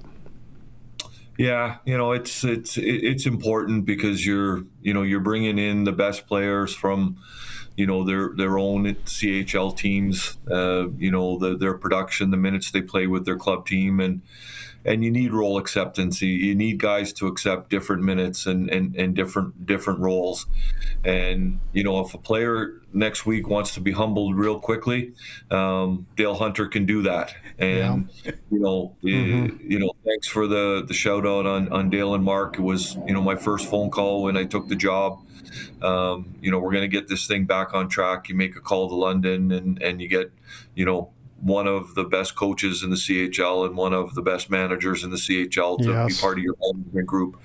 So, I think that, and I think the other thing about Dale is, as you guys know, a lot of times, in these situations, national teams, it can be a stepping stone for a coach to the NHL. Well, Dale's not trying to get to the NHL. Dale could be in the NHL if he wanted to be. Dale's here for one reason, and that's to win a gold medal. And if certain players don't want to buy in or play the game the right way, then they won't play. And but we feel good, guys, about I think our lineup is deep with character, deep with leadership. I categorize the core of our team as what I call real hockey guys. They're smart. They play the game the right way. We can trust them to play the game the right way. We got lots of versatility and flexibility up and down our lineup. We're real strong down the middle. We got the different pieces in terms of offensive production, power play, and shutdown guys on the back end. And I think our goaltending is going to be as good as anybody's in the tournament. So we like our group. We wouldn't mind another player or two from the NHL, but we're not sure that that's going to happen. And, we made our final decisions based on no help from the NHL. And if this is the group we take to Minneapolis, we're good to go. Okay. Now go ahead, Brian. Yeah, I got a two-part on that because I was going to text him yesterday, and I texted his dad. Still holding out. I know he's week to week now. Still holding out maybe hope for Berkeley Catton is the first. Secondly, is how early do you start talking to NHL teams maybe about some players, Al? Yeah, I think the NHL communication has really been the last couple of months with the number of eligible players that we have in the NHL. The NHL team GMs have been great to connect with myself and probably Scott Salmon more than me in terms of, he's on the Olympic management group, so he's dealing with NHL GMs all the time. But they've been great. Obviously we got Parikh and Brunek and Misa loan from San Jose, Pittsburgh, and Calgary. And we've communicated with the other guys that are available. Hey, we're not worrying about Celebrini or Schaefer or Beckett-Seneke. Those guys are just too impactful, playing too well. But just think about the team if everybody was available. But that's, hey, we're proud of those guys that are in the NHL and playing and contributing. So right now, we'll go through camp with the 27 players. The NHL teams, we've asked them to communicate with us that we'd like to take our team the night of the 22nd to Minneapolis. So somewhere around that 20th, the December 20th, teams will let us know if they're loaning them or not. And those three NHL teams, Kindle, Dickinson in San Jose, and Berkeley, are going to take the time to make the decision. And really on Berkeley right now, the priority is to see how long he's out for, and then see if Seattle decides coming off the injury to send him to World Juniors, and does the timeline work for the injury for him to get in our lineup at the appropriate time. But what I can tell you on Berkeley is that he's a lot of positive feedback from Seattle on Berkeley, and we know how great of a kid and how great of a player he is. Now, the NHL as a whole, I would say, has a lot of respect for the Hunters. A lot of respect for Dale as a coach and Mark as well. The respect that the league has at every level for the Hunters, do you think that's going to help you when it comes down to making decisions about certain players being sent to the World Juniors? Yeah, I think that the general managers, guys that we're talking to, Cal Dubas in Pittsburgh and Mike Greer in San Jose and Jason Botterill in Seattle, I think they really know the value of what this experience could be for their player, his development. I think they all know that they're going to get a better player, coming back from the World Juniors that they have right now. And I do believe that there's a respect for the program and there's respect for Dale as the head coach. Like Sam Dickinson, for example, was London's captain last year when they won the Memorial Cup. Well, him and Barkey were the captains. So there's familiarity there.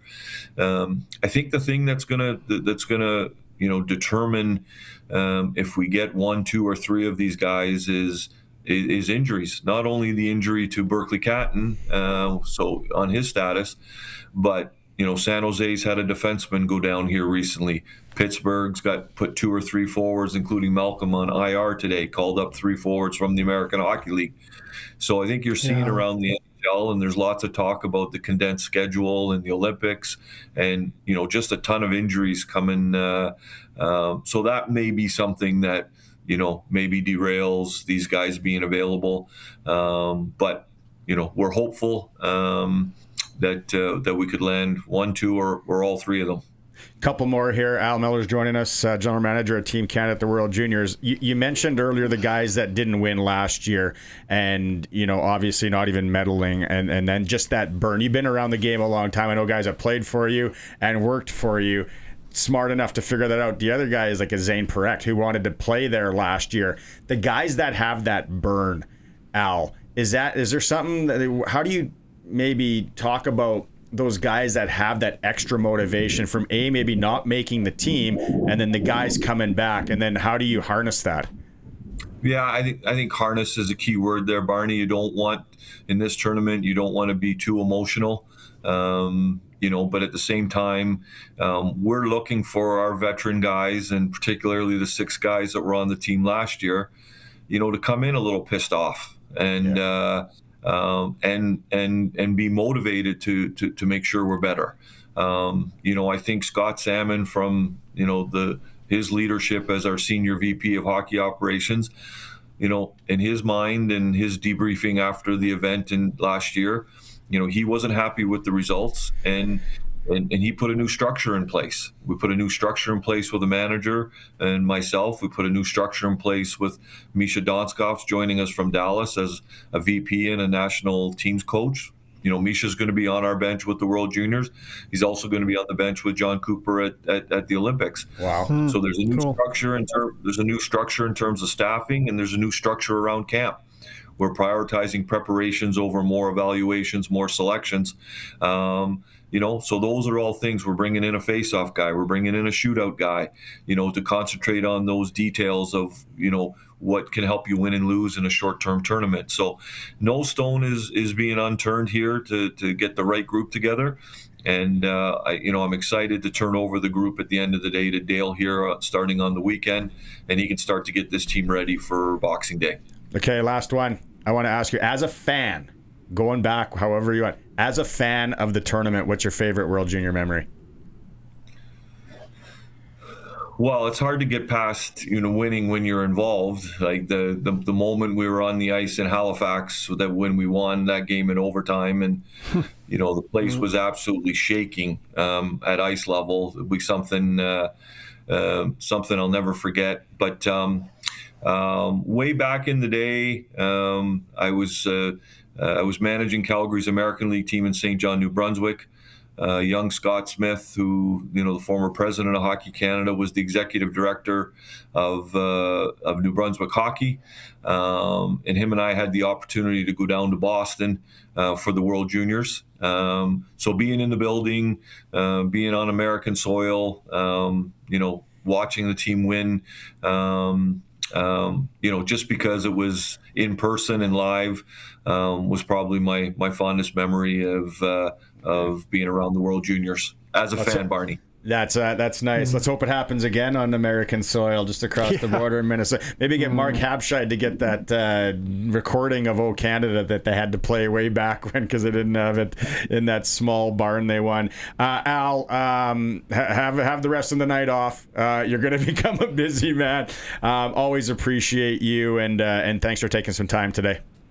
Anytime, guys. Always a pleasure. Great to connect. Take care. Thank you, Al. Go get it. Thanks. Go get it. Thank you. Yeah.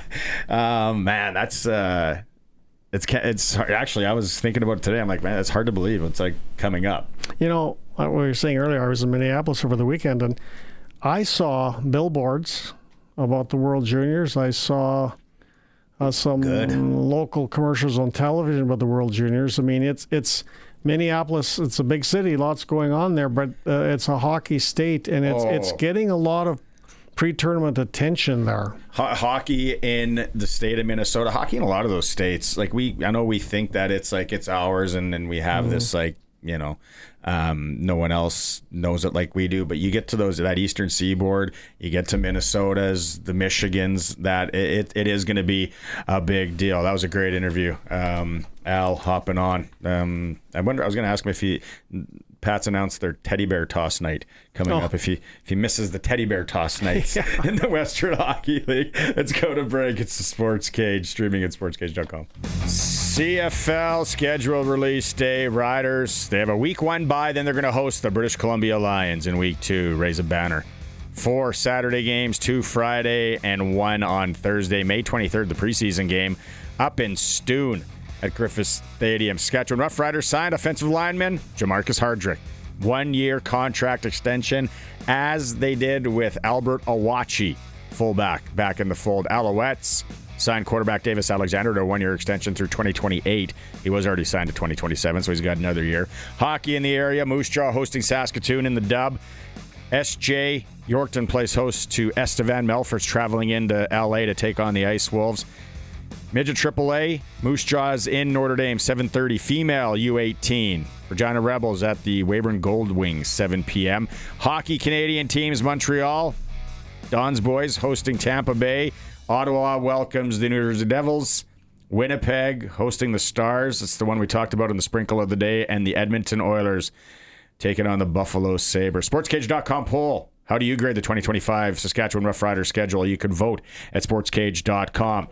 It is for 2026. Thanks, Colson. I don't want to go back in time. And then the ticker is for Extreme Hockey and Sport in Regina. Right now, talk about deals for a holiday season, a chance to win gift cards, specials around the store, mystery minis in stock for those kids or adults that like the mini sticks. It's all at Extreme Hockey and Sport. They're local, they support local, and it's home of the price match guarantee. Hour 3, let's talk CFL schedule. Let's talk CFL signings with Glen Suitor, and we're going to rerun our interview with Craig Reynolds. It is The Cage on 620 CKRM. Fun show so far on this Tuesday for Saskatchewan Lotteries. The Professor Don Hewitt is with me, former CTV sports director. If you missed any of it, go back and podcast for him. You can watch it on YouTube later if you want to check out our new SportsCage hat that I'm wearing. It's been great. We're going to rerun the Craig Reynolds interview. Very informative. This hour. Yep. Yeah, it was great. Very good. Got to do that. And it's time. So we got Glen Suitor standing by. But we're going to play PumpJacks Cathedral Trivia while we have Glen on the line. And we can just bring you in. Glen likes to, shake things up. He likes trivia. Question is going to be based on Rough Rider games from years past. The schedule was released today. So we'll have some fun with that. 936-6262, PumpJack Cathedral, 13th and Albert. Kids are allowed until 8. Live music on the weekends. I was there. We were going to go back Friday night. Then we kind of got detoured because they were the band. I was talking to the band when they were setting up. I was like, do you play any Roxette? He's like, no. But you play a lot of country. I'm like, okay. Ronnie Millsap. He's like, no.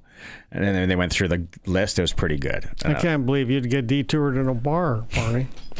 Yeah, well, it was a detour from one bar to another bar. It was an eventful night Friday night after the Pats game. Let's go talk to Glen Suitor. Time now for press coverage with CFL and Saskatchewan Roughrider legend Glen Suitor on the Sports Cage. Brought to you by Bronco Plumbing and Heating, where professional service is guaranteed. They'll treat you right. 781-2090.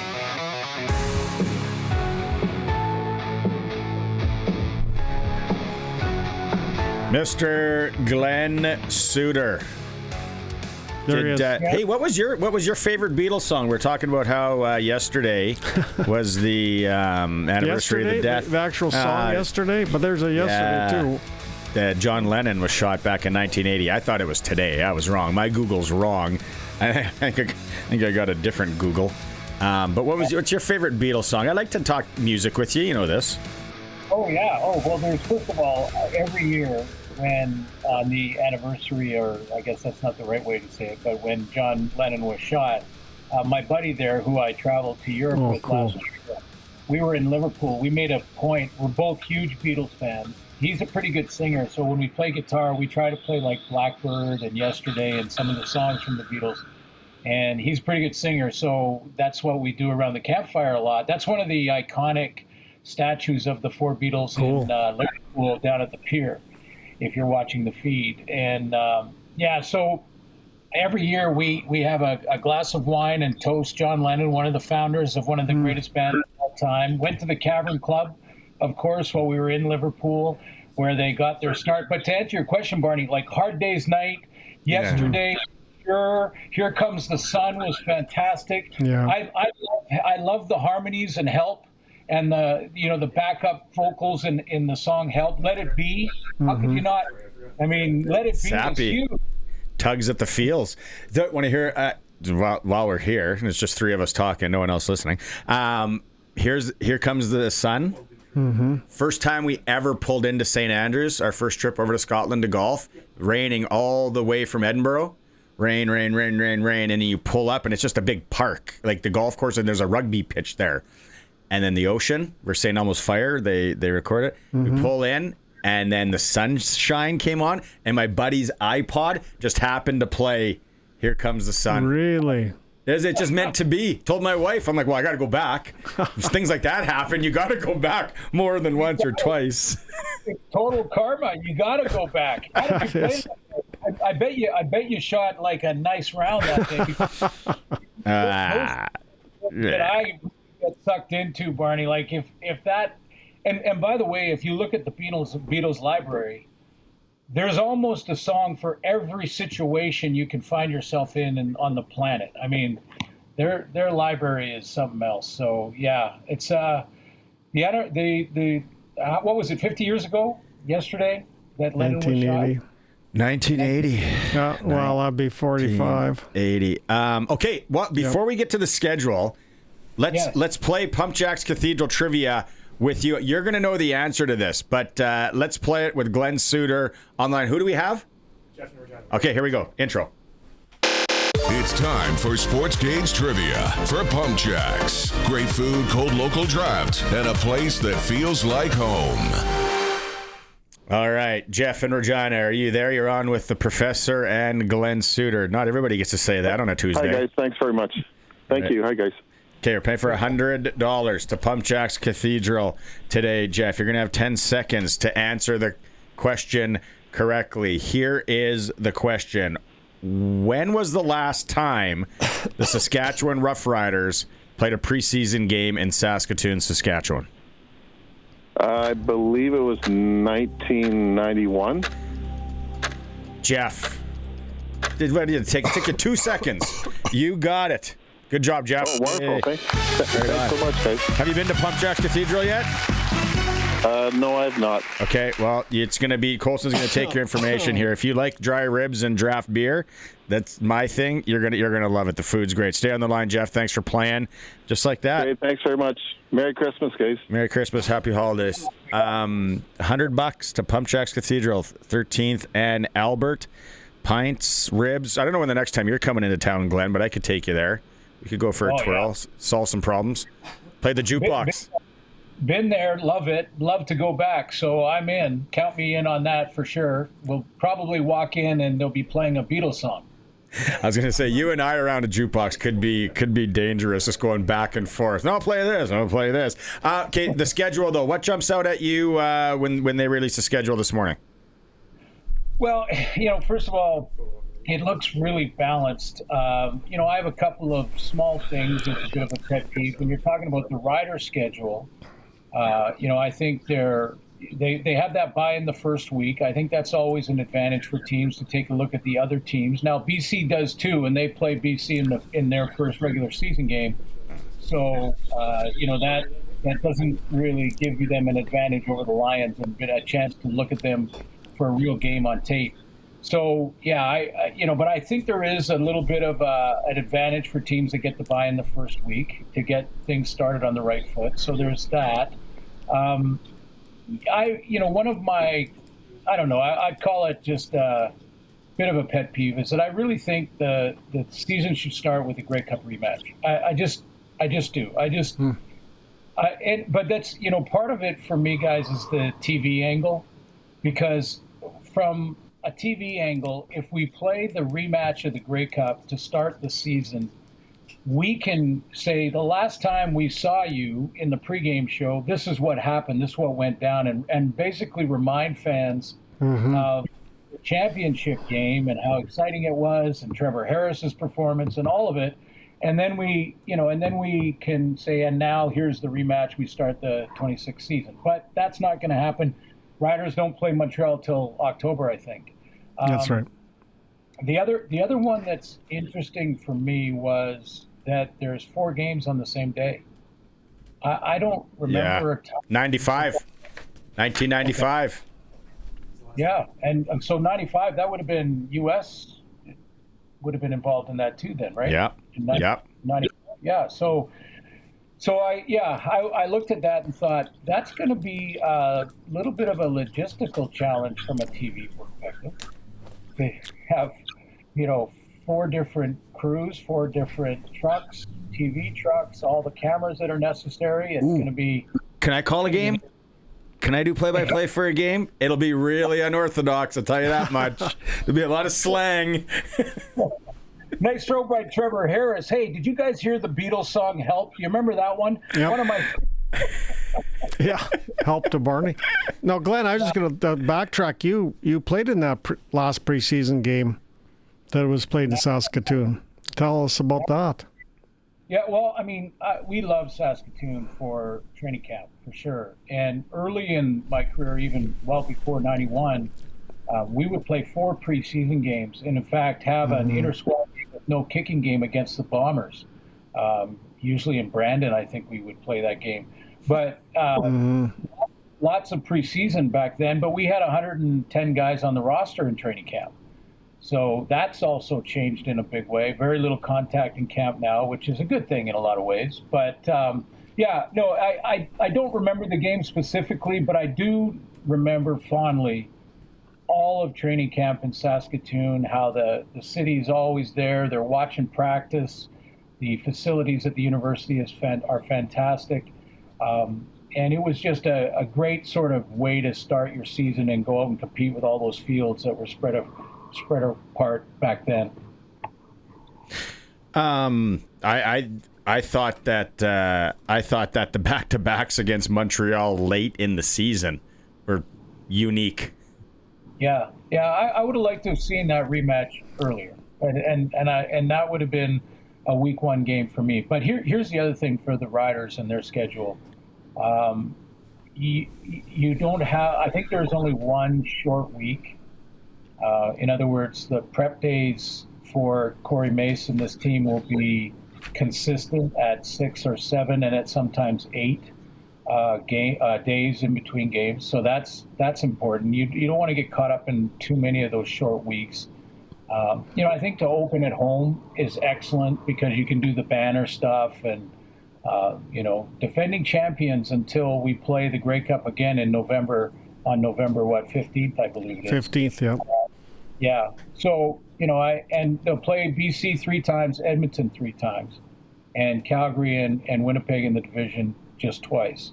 So, yeah, I like the balance for the Riders. I like the bye in week 1. I think that gives you a little edge to look at all the teams before you actually go play, or most of the teams anyway.